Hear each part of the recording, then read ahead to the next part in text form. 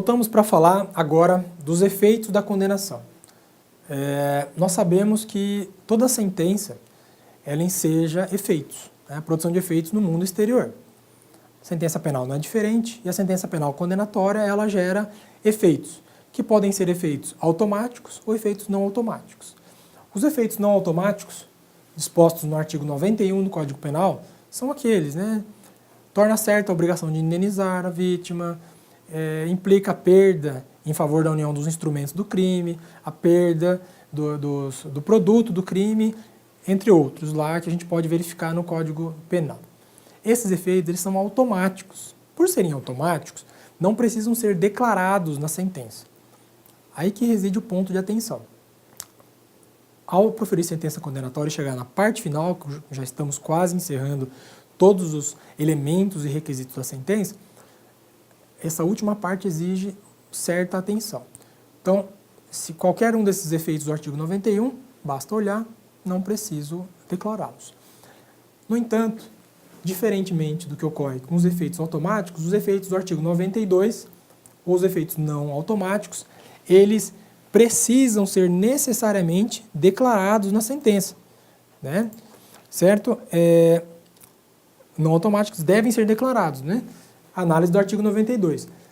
E são providências que só passam a valer após o trânsito em julgado da sentença condenatória. Por exemplo, casos específicos e peculiares de efeitos que devem ser declarados na sentença. A comunicação do artigo 13 da Lei 8.069 de 90, o Estatuto da Criança e do Adolescente, né, com redação dada pela Lei 13.010 de 2014, toda vez que no momento da sentença o juiz constatar que se confirmou o caso de castigo físico, tratamento cruel, degradante, de maus tratos contra a criança ou adolescente. Quer dizer que, sem prejuízo de outras providências já ordenadas ou impostas, deve o magistrado determinar que sejam emitidos ofícios comunicando os fatos ao Conselho Tutelar. A destituição do poder familiar do pai ou da mãe, na hipótese de condenação por crime doloso, né, sujeito a pena de reclusão contra o próprio filho ou filha. Né? Que mais? Outro efeito também que não é automático, precisa ser declarado. Submissão obrigatória à identificação do perfil genético para os condenados por crime praticado dolosamente com violência ou natureza grave contra a pessoa, ou por qualquer dos crimes previstos no artigo 1º da Lei 8.072 de 90, Lei de Crimes Hediondos, né? A teor do artigo 9º-A da Lei 12.037 de 2009, acrescido pela Lei 12.654 de 2012. Essa submissão também pressupõe o trânsito em julgado da sentença penal condenatória. Certo? Outro efeito também, a destruição das amostras de drogas apreendidas em caso de crime de tráfico de drogas e também a remessa da arma de fogo ao comando do Exército para fins de destruição na forma do artigo 25 da lei do Estatuto dos Armamentos, né, 10.826 de 2003. Então, esses são alguns dos casos específicos, entre outros vários que existem, né, apenas exemplificando para vocês, que vocês devem estar atentos. Né? Como eu disse a vocês, fundamentação e exposição em excesso jamais vai anular e vai fazer você perder pontos. Se você conseguir se organizar e escrever rápido, é ótimo. Que vai fazer tirar ponto ou incidir em alguma irregularidade é a falta de fundamentação. Então, um efeito que deve ser declarado e que não estiver constando na sentença vai fazer você perder pontos. Portanto, é muito importante você estar atento a esses casos específicos, esparsos, em leis extraordinárias fora do Código Penal, como esses casos que eu citei, do Estatuto da Criança e do Adolescente, da Lei de Drogas, do Estatuto do Desarmamento, e estar atentos a esses casos que devem, e também do Estatuto do Desarmamento, já mencionei, estar atentos que esses efeitos devem expressamente estar constantes na sentença, tá? Sob pena de perder pontos. Consignados os efeitos não automáticos na sua sentença condenatória, chegamos então às providências finais da sentença. Providências finais são aquelas minúcias que toda sentença condenatória deve ter para poder finalizar o ato, né? Em caso de condenação, tem que também condenar o réu ao pagamento das custas do processo, né? Se ele for condenado, obviamente, se for julgado improcedente absolvido, não vai haver, porque o Ministério Público é isento de custas e despesas processuais. Não é mais necessário a inclusão do réu, no nome do réu, do rol dos culpados. Atenção, porque foi revogado por essa lei aqui. Então, é desnecessária essa providência. A determinação para a expedição de guia de execução de recolhimento, né, em caso de fixação de pena privativa de liberdade, ou guia de encaminhamento em caso de penas restritivas de direitos. A consignação dos efeitos políticos, né, geralmente é uma determinação para encaminhamento de ofício ao Tribunal Regional Eleitoral local para que registro da suspensão dos direitos políticos. E também a comunicação ao órgão mantenedor dos antecedentes criminais. É isso, né? Em suma, basicamente, a parte teórica do que nós poderíamos falar sobre sentença penal, resumidamente é isso. Lembrando sempre, com muita humildade, nós aqui estamos apenas como um guia, como uma orientação, para trazer um pouco do conhecimento prático e teórico que temos ao longo desse caminho como magistrado e também através das leituras que procedemos para preparar essa aula para vocês. Essa aula não vai substituir a leitura intensa e leitura sistemática e leitura bastante minuciosa dos livros e da doutrina de direito penal e processual penal, que é essencial para a elaboração de uma boa sentença, e tampouco da leitura da legislação penal extravagante, preferência comentada, né? A lei de drogas, o Estatuto de Desarmamento, Lei Maria da Penha, entre outras, lei de crimes hediondos, entre outras várias leis especiais, principalmente nos crimes que têm maior incidência no caso de concursos públicos, né? Que nós vamos voltar a falar na parte prática desse nosso pequeno curso, ok? Então, a nossa pretensão aqui foi servir de guia, palpitar ideias, suscitar questionamentos, colocando-me sempre à disposição para vocês para questionamentos futuros, né? E no finalzinho aqui do nosso slide, eu trouxe aqui uma síntese, um resumo de como ficaria, então, uma estruturação de uma sentença penal condenatória, né? Vamos apagar aqui para que vocês possam visualizar melhor.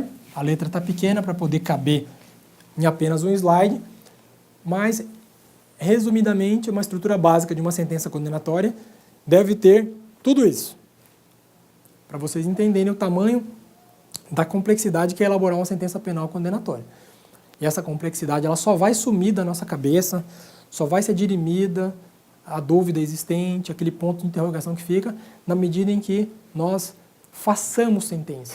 Nós, seres humanos, aprendemos fazendo, né? Aqui vocês estão tendo um contato com um pouco do saber, mas para aprender a fazer, né, a adquirir o saber fazer, é necessário fazer. E a segunda parte do nosso curso vai ser destinada a esse fazer, ok? Mas aqui, basicamente, para vocês entenderem a estruturação, é isso. Relatório, fundamentação e dispositivo. Logo depois do dispositivo, contendo a condenação,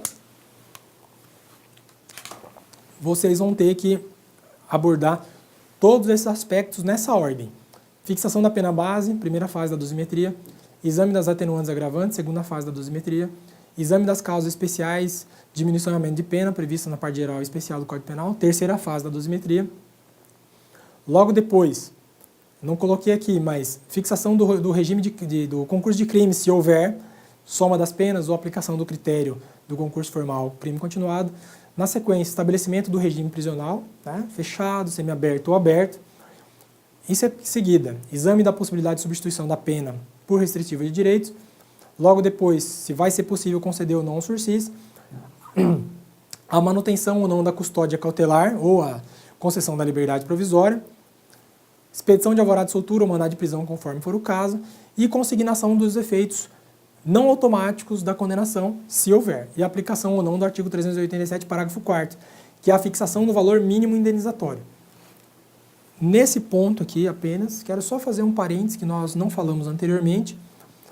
O 387 do Código Penal, do Código de Processo Penal, disciplina que o magistrado deve fixar valor indenizatório mínimo em caso de condenação.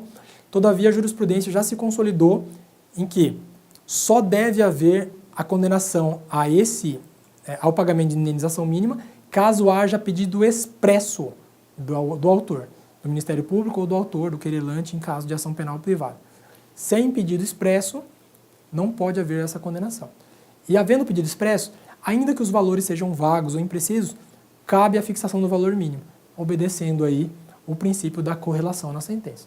Ok? Só gravar que sem pedido não pode haver a fixação do patamar indenizatório. Tem que haver pedido expresso. E, por último, as disposições finais. Condenação em custas, inclusão no nome de culpados, que é revogado, eu constei só porque antes existia. Expedição de guia de recolhimento, comunicação ao TRE para suspensão de direitos políticos, recolhimento do valor da pena de multa, né? Comunicação ao órgão mantenedor de antecedentes e, por fim, a parte autenticativa, né? Publicação, registro e intimação da decisão com a parte autenticativa ao final, que é a posição de data e assinatura do julgador, com aqueles realces que eu já mencionei, de que não cabe vocês assinarem ou identificarem a prova com o nome de vocês, mas tão somente colocar local e data e juiz substituto. Assim encerramos essa parte teórica desse curso. Esperamos poder ter contribuído para a suscitação de dúvidas, inclusive, que vai, inclusive, instigá-los a procurar mais conhecimento, a estudar mais e, principalmente, a intenção maior é que essa pequena aula, essa pequena exposição sirva de guia e de orientação para que vocês possam, então, elaborar uma sentença penal com maestria, que é o que nós vamos tentar e vamos, com a graça de Deus, com bastante fé e bastante otimismo, fazer com que vocês compreendam e depois de feitos os exercícios e corrigidos e sanadas as dúvidas por e-mail, vocês vão ser capazes de elaborar uma sentença penal condenatória perfeita e magistral, ok? É isso que eu espero de vocês. Muito obrigado até aqui. Sigamos então com a parte teórica. Até logo.